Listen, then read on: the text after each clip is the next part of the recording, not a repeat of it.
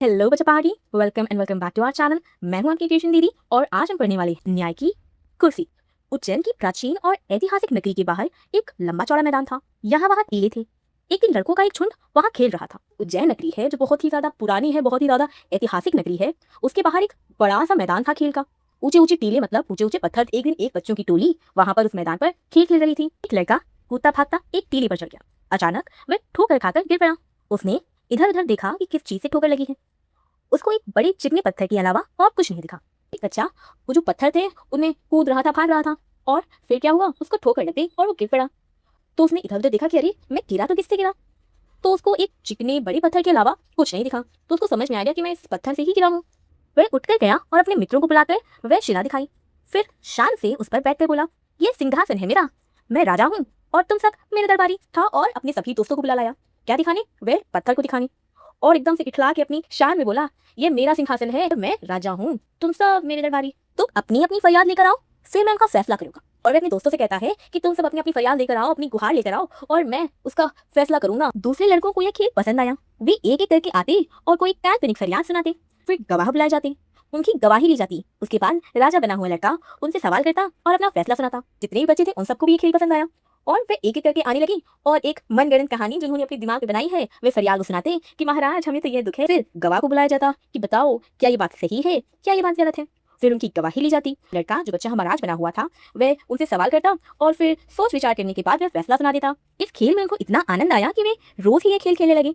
शिकायतें सुनी जाती, अपराधी पेश किए जाते, बयान लिए जाते। फिर शिला पर बैठा हुआ लड़का अपना फैसला सुनाता। जितने भी ये दोस्त थे उन सबको ये खेल बहुत अच्छा लगा, रोज ये खेल खेलने लगे। और अब शिकायतें सुनी जाती, फिर अपराधी आता, उसको पेश किया जाता, गवाही ली जाती, अपराधी अपनी बात रखता, जिसने शिकायत की वह अपनी बात रखता, और फिर राज थे वो अपना फैसला सुनाते। बात इधर उधर फैलने लगी। लोग लड़के की न्याय बुद्धि की चर्चा करने लगे और कहने लगे कि अवश्य ही उस लड़के में कोई दैवीय शक्ति है। एक की बात थी वो गांव में इधर उधर फैलने लगी। लोग जो लड़का न्याय करता था, जबकि न्याय बुद्धि की चर्चा होने लगी कि ये तो बहुत होशियार बच्चा है, पक्का इस पर देवी देवताओं का आशीर्वाद होगा। एक दिन दो किसानों के बीच जमीन को लेकर झगड़ा उठ खड़ा हुआ। मामला गंभीर था। और एक दिन क्या हुआ, दो किसानों के बीच में जमीन को लेकर झगड़ा हुआ और मामला बहुत ही ज्यादा गंभीर था, बहुत ही ज्यादा जटिल था। पीले वाले लड़के की इतनी चर्चा थी कि वे राजा के दरबार में जाने के बजाय उसी के पास गए और उसको अपने झगड़े के बारे में बताया। और जो बच्चों का खेल था वो इतना प्रसिद्ध हो गया था, जो बच्चा महाराज बना था उसके न्याय की इतनी चर्चा हो गई थी कि जो दो किसान थे अपनी शिकायत राजा के पास न ले जाकर उस पीले वाले बच्चे के पास पहुंच गए और अपने झगड़े के बारे में उस बच्चे को बता दिया कि हमारी ये शिकायत है, अब आप इसका हल बताओ। लड़के ने बड़ी गंभीरता से दोनों किसानों के बयान सुने। उसके बाद उसने जो फैसला दिया उसे सुनकर भी दंग रह गए और बच्चे ने बहुत ही गंभीर रूप से उन दोनों की शिकायतें सुनी, उनके बयान सुने और उसके बाद उसने फैसला सुनाया।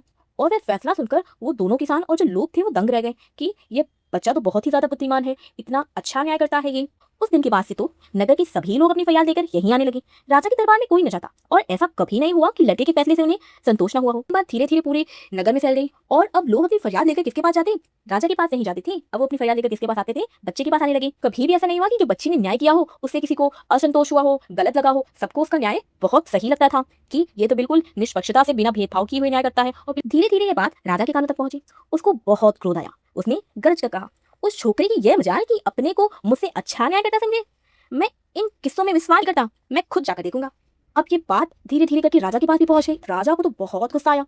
उन्होंने बिल्कुल एकदम से गरज कर कहा कि उस लड़के की यह मजाल कि खुद को मुझसे अच्छा न्याय करने वाला समझता है, वो ऐसी बातों पर विश्वास नहीं करता। ऐसा कहकर राजा अपने लाव लश्कर के साथ उस मैदान में पहुंचा जहां लड़के अपना प्रिय खेल खेल रहे थे। बड़ी देर तक राजा उनका खेल देखता रहा। वह स्तंभित रह गया। ऐसा एकदम से भड़क कर हमारे महाराज अपना पूरा सेना वेना थोड़ी लेकर मैदान में पहुंच गए जहां पर जो बच्चे थे वो अपना खेल खेल रहे थे, क्योंकि उनको ये खेल बहुत ज्यादा प्रिय लगा था। और राजा बहुत देर तक वह खेल देखते रहे और वो बहुत ज्यादा आश्चर्य भी हुए। उसने अपने मंत्री से कहा, लड़का सचमुच बहुत बुद्धिमान है, इतनी छोटी उम्र में इतनी बुद्धि का होना आश्चर्य की बात है। इसकी न्याय बुद्धि के आगे तो बड़े बड़ों को लोहा मानना पड़ेगा। राज भी आश्चर्यचकित हो गए कि अरे वाह, बच्चा तो बहुत ज्यादा बुद्धिमान है। और वे अपने मंत्री से कहते हैं कि लड़का तो सचमुच बहुत बुद्धिमान है, इतनी छोटी सी उम्र में इतनी ज्यादा बुद्धि होना तो यह आश्चर्य की बात है। इतना अच्छा न्याय तो बड़े बड़े राजा महाराजा नहीं कर पाते, जितना अच्छा न्याय तो ये छोटा बच्चा कर ले रहा है। इसी समय किसी ने राजा को बताया, लेकिन महाराज ये तो रोज वाला लड़का नहीं है, वे बीमार हो गया है, इस कारण कोई नया ही लड़का टीले पर बैठा है। ये तो और भी आश्चर्य की बात है। हो ना हो, पत्थर की इस कुर्सी में ही कोई चमत्कार है, मैं इसकी जांच करूंगा। तभी राजा के कान में खबर आई कि महाराज ये तो वो जो रोज टीले पर जो लड़का बैठता है, जो रोज महाराज बनता है, वो ये लड़का नहीं है। उसकी तो आज तबीयत खराब है और इस वजह से कोई नया बच्चा आज महाराज बना है। हमारे महाराज तो और आश्चर्यचकित हो गए कि ये क्या बात हुई। हो ना हो, टीला है जो पत्थर है, इसकी कुर्सी में ही कोई ना कोई चमत्कार है और इसकी मैं जांच कराऊंगा। राजा के इशारा पाते ही उस स्थान को खोदकर पत्थर को बाहर निकाला गया। राजा ने देखा कि वह पत्थर नहीं, बहुत ही सुंदर सिंहासन था। उस पर बहुत बारीक और खूबसूरत मूर्तियां खुदी हुई थी। राजा का आदेश पाते ही उस स्थान को खोद डाला गया और वह पत्थर को बाहर निकाला गया। वह क्या था, एक बहुत ही सुंदर सिंहासन था, बहुत ही सुंदर तख्त था और उस पर बहुत बारीक बारीक बहुत छोटी छोटी सी और खूबसूरत सी मूर्तियां बनी हुई थी। उसके चारों पाए पर 4 देवदूतों की मूर्तियां बनी हुई थी। चारों ओर खबर फैल गई कि बात में वहां अच्छी खासी भीड़ जमा हो गई। सिंहासन था, उसके चारों पांव पर देवताओं की मूर्तियां बनी थी। खबर फैल गई कि उस वहां वो जो मैदान पड़ा है ना, वहां पर एक सिंहासन निकला है, बहुत खूबसूरत सिंहासन। अच्छी खासी भीड़ जमा हो गई। पंडितों ने बताया कि वह कोई ऐसा वैसा सिंहासन नहीं था, सदियों पुराना राजा विक्रमादित्य का सिंहासन था। राजा विक्रमादित्य ने अपने न्याय और विवेक के लिए बहुत प्रसिद्ध थे और विद्वानों ने फिर सिंहासन की जांच की तो उन्हें पता लगा कि ये कोई ऐसा वैसा सिंहासन नहीं है महाराज, ये तो वो सदियों पुराना राजा विक्रमादित्य का सिंहासन है, पत्तीसी सिंहासन। एक सिंहासन को ले जाकर राज दरबार में रख दिया जाए। उसने कहा, मैं इस पर बैठकर अपनी प्रजा की फरियाद सुनूंगा और उनका फैसला करूंगा। अगले दिन राजा दरबार में आया और सीधे उस सिंहासन की ओर बढ़ा और राजा ने आज्ञा दी कि ये सिंहासन ले जाकर मेरे राज दरबार में रख दो और मैं अब इसी तख्त में बैठकर प्रजा की फरियाद सुनूंगा और फैसला करूंगा। और अगले दिन महाराज सिंहासन की ओर आगे बढ़ रहे हैं और जैसे ही महाराज इस पर बैठने वाले थे कि एक आवाज सुनाई दी और वह आवाज क्या थी? वह आवाज थी, रुको। राजा ने रुककर चारों ओर देखा, कोई नजर नहीं आया। वह फिर सिंहासन की ओर बढ़ा, फिर इसी प्रकार आवाज आई, ठहरो। इस बार राजा ने आश्चर्य से देखा कि सिंहासन के एक पाए पर बनी मूर्ति बोल रही है। राजा ने हर जगह देखा कि किसने उसको रोका, पर कोई नजर नहीं आया। तो महाराज फिर सिंहासन की ओर बढ़े, पर फिर वही आवाज आई, ठहरो। तो इस बार महाराज थोड़े से आश्चर्य में आ गए। तो उन्होंने देखा कि सिंहासन के एक पाए पर बनी मूर्ति वो बोल रही है। मूर्ति ने कहा, क्या तुम इस सिंहासन पर बैठने योग्य हो? क्या तुम्हें पूरा विश्वास है कि तुमने कभी चोरी नहीं की? तभी मूर्ति ने प्रश्न किया कि क्या तुम सच में सिंहासन पर बैठने के योग्य हो? क्या तुम्हें पूरा विश्वास है कि तुमने कभी चोरी नहीं की? राजा ने लज्जा से सर झुका लिया। यह सच है कि हाल ही में मैंने अपनी दरबारी की जमीन पर कब्जा कर लिया था क्योंकि मैं उससे नाराज हो गया था।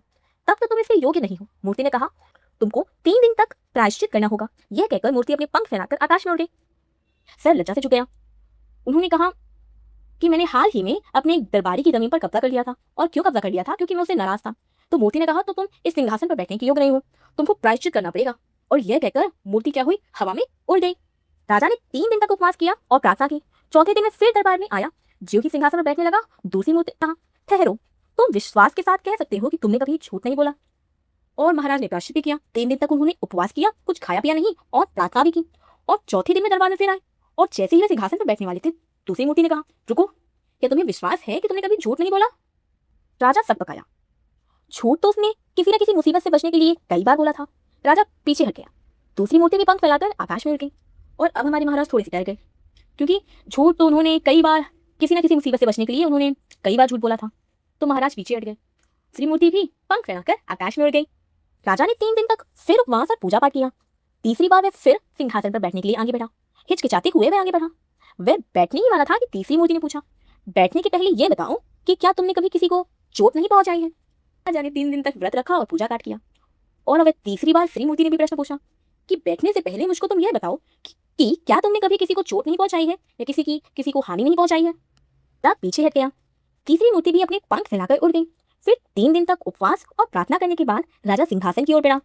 और फिर हमारे महाराज ने 3 दिन का व्रत रखा और प्रार्थना की और अगले दिन सिंहासन की ओर फिर बढ़े के पैर लड़खड़ा गए। चौथी मूर्ति ने कहा, ठहरो। जो लड़के सिंहासन पर बैठते थे वे भोले भाले थे, उनके मन में कलुष नहीं था। अगर तुमको विश्वास है कि तुम इस योग्य हो तो इस सिंहासन पर बैठ सकते हो। महाराज के पैर फिर लड़खड़ा रहे थे। उनको लगा था चौथी मूर्ति क्या सवाल पूछेगी, क्या मुझे सिंहासन मिलेगा या नहीं। तो चौथी मूर्ति ने भी कहा, ठहरो राजा। जो बच्चे सिंहासन पर बैठते थे वे बहुत ही भोले भाले थे, मासूम बच्चे थे। उनके मन में कलुष नहीं था, मतलब उनके मन में छल कपट नहीं था, भेदभाव नहीं था। और क्या तुम्हें विश्वास है कि तुम इस योग्य हो तो तुम इस सिंहासन पर बैठ सकते हो? तब बड़ी देर तक सोचता रहा। फिर उसने मन ही मन कहा, अगर एक लड़का इस पर बैठ सकता है तो भला मैं क्यों नहीं बैठ सकता हूँ? मैं राजा हूँ, मुझसे ज्यादा धनवान, बलवान और बुद्धिमान भला कौन होगा? मैं अवश्य सिंहासन पर बैठने योग्य हूँ। और महाराज थोड़ी देर सोचते रहे। फिर उन्होंने मन ही मन में कहा कि अगर एक बच्चा इस पर बैठ सकता है तो भला मैं क्यों नहीं बैठ सकता? मैं तो राजा हूँ, बलवान हूँ, धनवान हूँ, बुद्धिमान हूँ, भला मैं नहीं तो और कौन बैठेगा इसमें? मैं तो अवश्य सिंहासन पर बैठने के योग्य हूँ। यह कहकर राजा सिंहासन की ओर दृढ़ कदमों से बढ़ा। लेकिन उसी समय चौथी मूर्ति पंख फैलाकर सिंहासन समेत आकाश में हो गई। यह कहकर यह सोचकर कि मैं क्यों नहीं, मैं तो सिंहासन के बिल्कुल योग्य हूँ। महाराज हमारे अब तो बिल्कुल ठान लिया कि मैं तो सिंहासन में बैठूंगा और वह आगे बढ़ी। परंतु इस बार चौथी मूर्ति भी पंख फैलाकर उड़ गई और वह अपने साथ उस सिंहासन को भी लेकर उड़ गई। यह पाठ लिखा है लीलावती भागवत जी ने। पाठ से हमें यह सीख मिलती है कि हमारे मन में कोई भेदभाव नहीं है, छल कपट नहीं है, किसी के प्रति देश की भावना नहीं है। वह हमें न्याय करने के योग्य बनाती है, ना कि हमारा ऊंचा पद। तो यहाँ से खत्म होता है हमारा पाठ। मिलते हैं नेक्स्ट वीडियो में, तब तक के लिए बाय बाय।